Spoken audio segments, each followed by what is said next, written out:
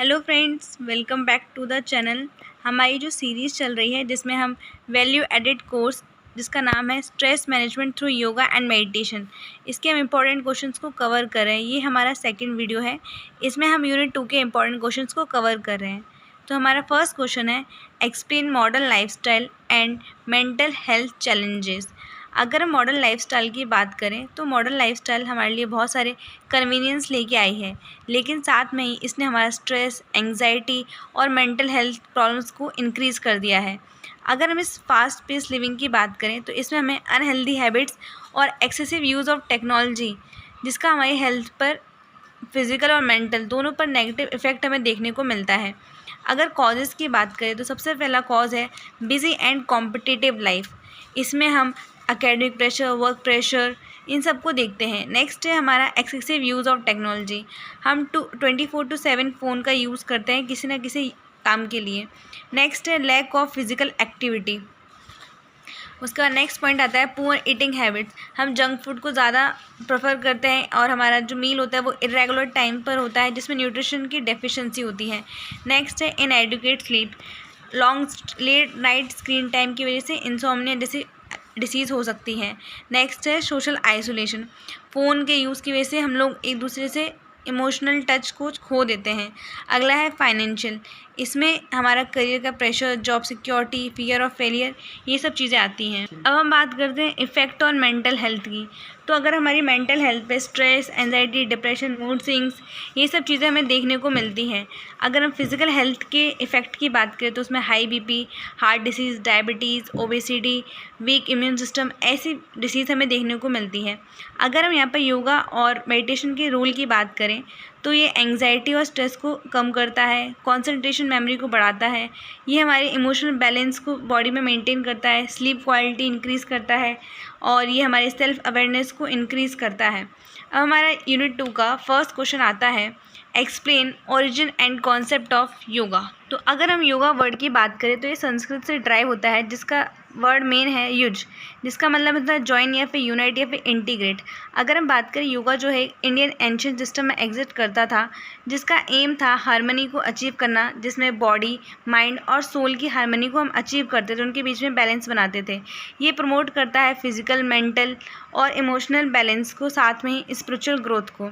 अगर origin of yoga की बात करें तो योगा जो ओरिजिन हुआ है वो एंशिएंट इंडिया में 5000 ईयर्स एगो पहले हुआ था। अगर ये बात करें तो सबसे ओल्डेस्ट सिस्टम है हेल्थ और सेल्फ डेवलपमेंट का। इसका अगर रेफरेंस की बात करें तो ये हमें वेदास, उपनिषद, भगवद गीता और पतंजलि की योग सूत्र पुस्तक में देखने को मिलता है। वहीं हम महर्षि पतंजलि की बात करें तो इन्हें फादर ऑफ क्लासिकल योगा कहा जाता है, क्योंकि इन्होंने एक बुक कंपाइल की थी जिसका नाम था योगा सूत्र। अगर हम कॉन्सेप्ट ऑफ योगा की बात करें तो योगा एक तरह का लाइफस्टाइल या फिर वे है जिसमें हम डेवलप करते हैं बॉडी, माइंड और स्पिरिट को। ये सिर्फ फिजिकल एक्सरसाइज ही नहीं बल्कि ये इंक्लूड करता है इसमें फिजिकल पोस्चर जिसे हम आसन्स कहते हैं, ब्रीथिंग टेक्निक जिसको प्राणायाम कहते हैं, मेडिटेशन जिसे ध्यान कहते हैं, एथिकल प्रिंसिपल, यम और नियम और मेंटल डिसिप्लिन, सेल्फ कंट्रोल, ऐसी चीज़ें आती हैं। योगा का अल्टीमेट एम जो होता है वो होता है इनर पीस को अचीव करना, लिब्रेशन, मोक्ष जैसी चीज़ों को अचीव करना। अगर हम ऑब्जेक्टिव ऑफ योगा की बात करें तो ये मेंटेन करता है physical health, fitness, mental health, ये स्ट्रेस और एंग्जाइटी को कम करता है, कंसंट्रेशन, मेमोरी को बढ़ाता है, ये बॉडी में सेल्फ डिसिप्लिन, इमोशनल बैलेंस, इन सब चीज़ों को लेकर आता है।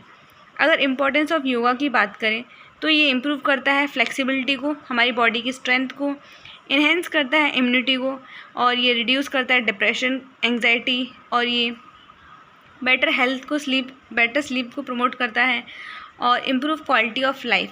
अगर हम बात करें योगा और स्ट्रेस मैनेजमेंट की तो योगा एक इफ़ेक्टिव मेथड होता है स्ट्रेस मैनेजमेंट के लिए, क्योंकि ये काम करता है नर्वस सिस्टम को, स्ट्रेस हार्मोन कॉर्टिसोल को रिड्यूस करता है, ये इम्प्रूव करता है इमोशनल कंट्रोल को, इंक्रीज़ करता है सेल्फ अवेयरनेस को, और ये प्रमोट करता है रिलैक्सेशन और मेंटल पीस को।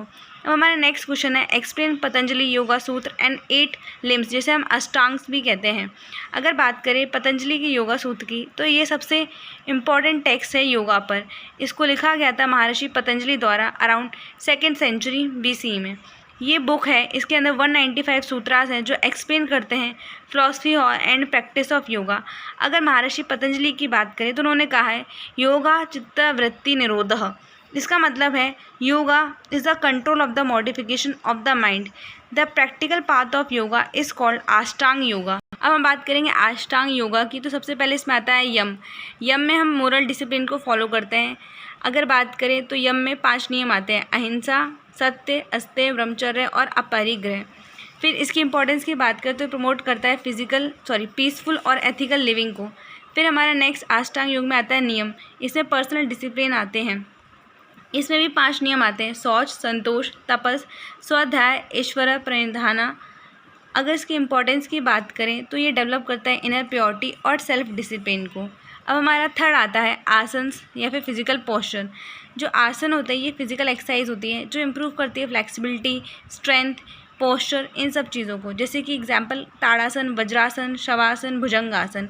अगर हम बात करें प्राणायाम की तो ये ब्रेथ कंट्रोल के लिए होता है। ये रेगुलेशन करता है हमारी ब्रीथिंग की, जैसे कि नाड़ी शोधन, भ्रामरी, कपालभाति। और इसके बेनिफिट की बात करें तो स्ट्रेस को कम करता है। हमारा नेक्स्ट आता है प्रत्याहार। इसमें हम कंट्रोल करते हैं अपने सेंसेस को by withdrawing attention from external distraction.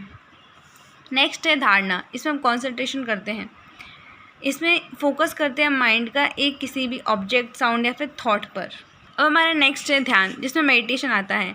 ये कॉन्टिन्यूस और अनइंटरप्टेड कॉन्सेंट्रेशन होता है जो मेडिटेशन की तरफ ले जाता है हमें। नेक्स्ट है समाधि। इसमें सेल्फ रियलाइजेशन होता है। ये हाईएस्ट स्टेज ऑफ योगा होती है जिसमें जो प्रैक्टिशनर है वो एक्सपीरियंस करता है कंप्लीट पीस और अल्टीमेट।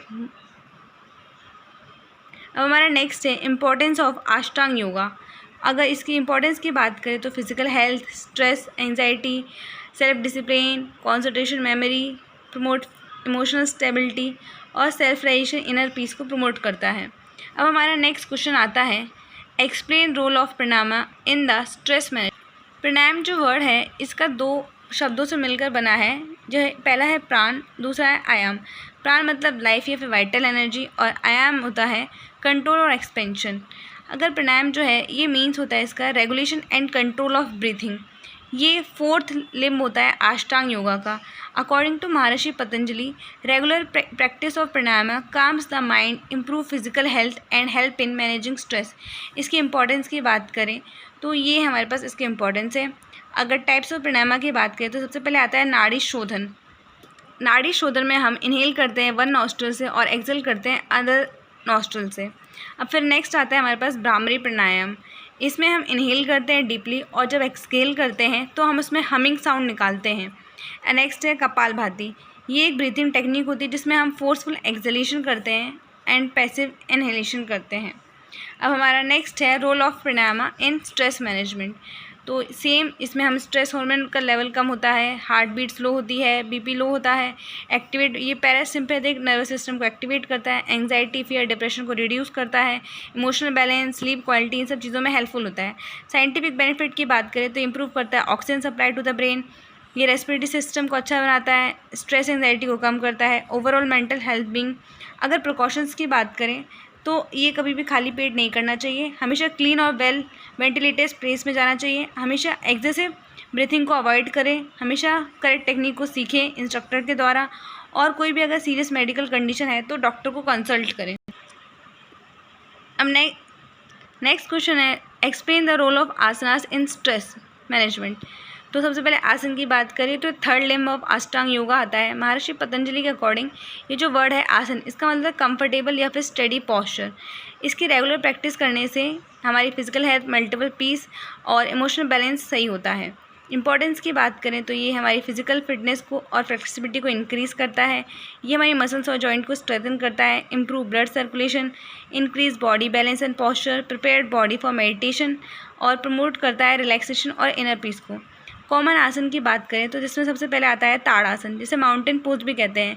इसका मेथड है कि सबसे पहले आप stand straight on feet together, फिर अपने आर्म्स को ऊपर कीजिए सर की तरफ and then stretch the body upward while breathing normally. इसके बेनिफिट हैं improve posture, increase body balance, reduce fatigue. अब हमारा नेक्स्ट आता है वज्रासन। इसका मेथड है कि सबसे पहले एक जगह पे बैठ जाइए और अपनी हील्स को स्पाइन से स्ट्रेट करिए, अपने हाथों को थाई के ऊपर रखिए और धीरे से डीपली ब्रेथ कीजिए। इसके बेनिफिट्स ये रहे। अब हमारा नेक्स्ट है भुजंगासन, इसको कोबरा पोज भी कहते हैं। इसमें हमें स्टमक की तरफ लेट जाना है और अपने पाम को नियर शोल्डर रखना है, साथ में लिफ्ट करना है अपनी चेस्ट को। तो इसके बेनिफिट्स ये रहे, ये हमारी फ्लेक्सिबिलिटी को इंक्रीज। नेक्स्ट है शवासन। इसमें हम फ्लैट हो जाते हैं अपनी बैक को और अपने आर्म्स और लेग को रिलैक्स करते हैं और अपनी आइज़ को क्लोज करते हैं और नेचुरली ब्रीथ करते हैं। अब हमारा बात करें रोल ऑफ आसनास की, तो आसन जो है वो स्ट्रेस मैनेजमेंट में हमारी हेल्प करते हैं और ये रिलैक्स करते हैं हमारी बॉडी और माइंड को, हमारी मसल्स को टेंशन रिड्यूस करते हैं, ऑक्सीजन सप्लाई को ब्रेन तक बढ़ाते हैं, ये हमारे स्ट्रेस हार्मोन को कम करते हैं, कॉन्सेंट्रेशन मेमोरी में हेल्प करते हैं, कॉन्फिडेंस इंक्रीज़ करते हैं। अगर साइंटिफिक बेनिफिट की बात करें तो कॉर्टिसोल को रिड्यूस करते हैं, फ्लेक्सिबिलिटी पोस्चर को इंक्रीज़ करते हैं, कार्डियोवास्कुलर हेल्थ को इंक्रीज़ करते हैं और मेंटल वेलबींग को इंक्रीज़ करते हैं। अगर प्रिकॉशंस की बात करें तो ये कभी भी एम्प्टी स्टमक प्रैक्टिस नहीं करनी चाहिए, हमेशा कंफर्टेबल क्लॉथ पहनने चाहिए और डॉक्टर को कंसल्ट करना चाहिए अगर कोई सीरियस मेडिकल कंडीशन है तो। अब हमारा नेक्स्ट क्वेश्चन आता है, explain the scientific research in yoga and stress reduction. तो इसमें सेम हम पहले योगा को डिफाइन करेंगे, फिर इसका साइंटिफिक बेसिस ऑफ योगा की बात करेंगे। इसमें हम बताएंगे कि योगा करने से हमारी cardiovascular system, nervous system, endocrine system में कितना हेल्प मिलता है। सबसे पहले हम बात करेंगे इफेक्ट ऑन नर्वस सिस्टम।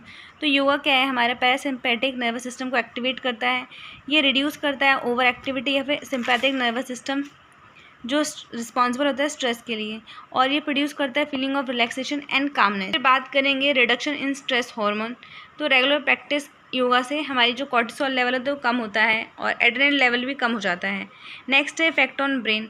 अगर ब्रेन की बात करें तो कॉन्सेंट्रेशन, मेमोरी, अटेंशन ये सब इंक्रीज़ होता है। नेक्स्ट है कार्डियोवास्कुलर बेनिफिट। तो योगा हमारा बीपी कम करता है, हार्ट रेट को रिड्यूस करता है, ब्लड सर्कुलेशन को इंक्रीज़ करता है। नेक्स्ट है रेस्पिरेटरी बेनिफिट। तो जो हम प्राणायाम करते हैं उससे हमारी लंग कैपेसिटी इंक्रीज़ होती है और ऑक्सीजन सप्लाई भी सही होती है, ब्रीथिंग एफिशिएंट होती है। नेक्स्ट है साइकोलॉजिकल बेनिफिट।